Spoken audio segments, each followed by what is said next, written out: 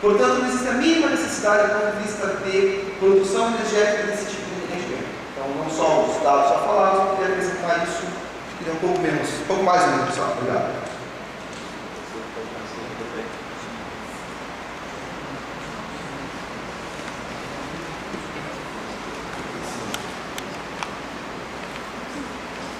Bom, sou Timóteo, sou presidente do PSTU. Está colocado aqui a questão da incineração, tanto a questão do aterro privado, é a corrupção que gera em cima dessa questão do lixo. São muitos tubarões querendo ganhar milhões, eles compram câmara de vereadores, compram deputados, tudo está no cheque. Né? O IAP.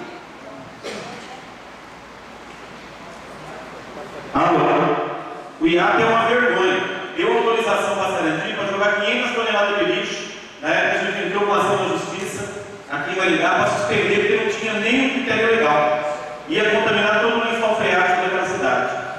Hoje são dois interesses milionários que estão por trás disso. É a política que está no cheque, controlam as pessoas. Tem que ter política mais clara. O IAP dá autorização a tudo quanto é lugar. Eu não vi ninguém na cadeia, gestor público do IAP. Até hoje eu não vi nenhum agente público ser preso nesse país quando se trata desse processo. Foi prefeito já assassinado e hoje tem esquemas milionários correndo no nosso estado. Um é a incineração, é um dos lobbies que vão deixar a gente rico pela 15ª geração. E o outro é a questão dos aterros privados, né? Que a nossa proposta é que tenha aterro público, uma política clara de reciclagem e que cada cidade cuida do seu lixo, como foi o projeto de iniciativa popular proposto em Sarandi, que até agora está na gaveta, porque os vereadores daquela cidade infelizmente se curvaram aos interesses financeiros desses lobbies do lixo que é implantado aqui na nossa região, tanto de aterrar como da incineração.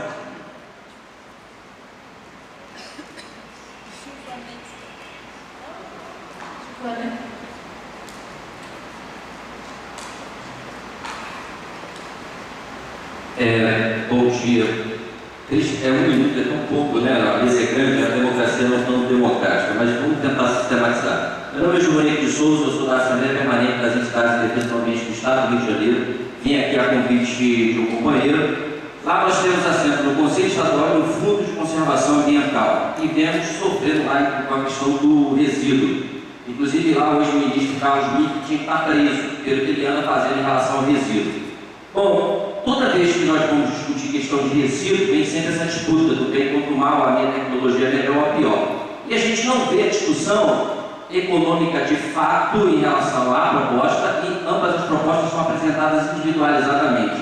E algumas incoerências, tipo, a tecnologia custa R$40, a outra custa 200. Bom, mas a tecnologia de 40 enterra resíduo que contamina o lençol freático, que produz churume, que produz mosca, e causa danos aos corpos públicos, e depois vai ter que sanar todos esses problemas gerados, que se colocar na ponta do lápis, vai ficar muito mais caro do que R$200.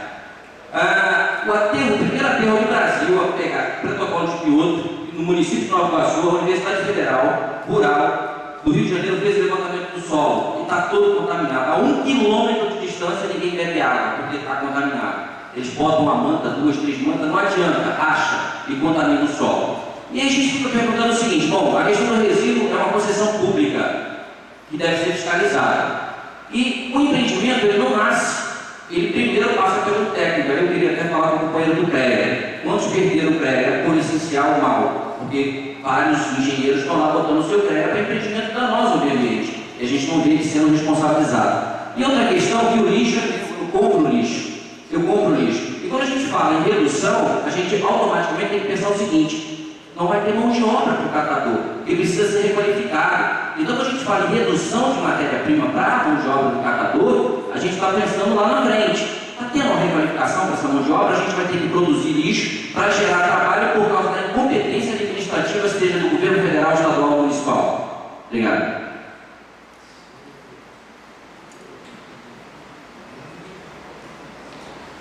É impressionante, né? Que o dinheiro não faz com as atividades ambientais.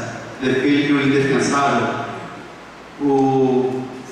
A pergunta, meu amigo, é o que fazer com 70 toneladas dia de cinzas e escórias com metais pesados contaminados. Você tem essa solução? Você sabe o que fazer com elas? Elas não vão contaminar o solo 200 ou de 2 mil reais a tonelada. Então não existe poder divino em tecnologia nenhuma. Existe rejeito que precisa de tratamento que não está adequado. Então, um companheiro que disse para mim que há 30 anos é ambientalista, tente aprender um pouco. Aprenda um pouco. E não veja com o discurso feito. Porque vocês vieram aqui, na audiência pública do Sebrae, fazer a defesa, essa mesma defesa hipócrita à base de algum dinheiro. Eu só quero lembrar uma coisa aqui para vocês. Nós estamos aqui nessa cidade, nessa luta.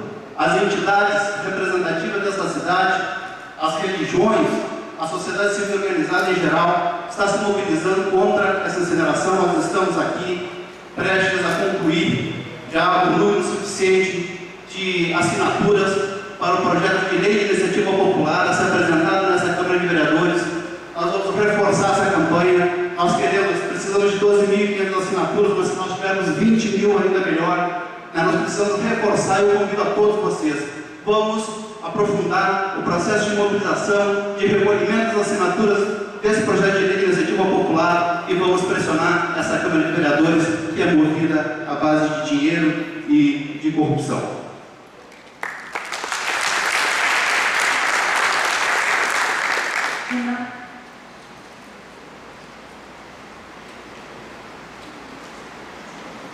Bom dia a todos e a todas. Meu nome é Renato Bariani, sou conselheiro municipal de saúde da representação dos usuários. Como conselheiro municipal de saúde, nós temos experimentado coisas muito difíceis nessa cidade, que é a mudança do caráter das audiências públicas para um caráter muito ordinário, onde a administração municipal coloca um exército de pessoas que são cargos de confiança e contrata militantes ambientais profissionais para vir impor um ponto de vista. Então isso precisa ser desmascarado nessa audiência. A segunda questão, eu sei qual é a resposta. Justiça nós temos, mas ela não nos atende. Por que não se cumpre a sentença judicial? Por que não existe cadeia nessa hora quando é um representante de uma burguesia podre dessa cidade? Por que essa sentença não se cumpre? Quanto tempo nós vamos ter que esperar que se recupere a área e que se implante a coleta seletiva? É isso que eu não tenho resposta, mas eu sei qual é a resposta.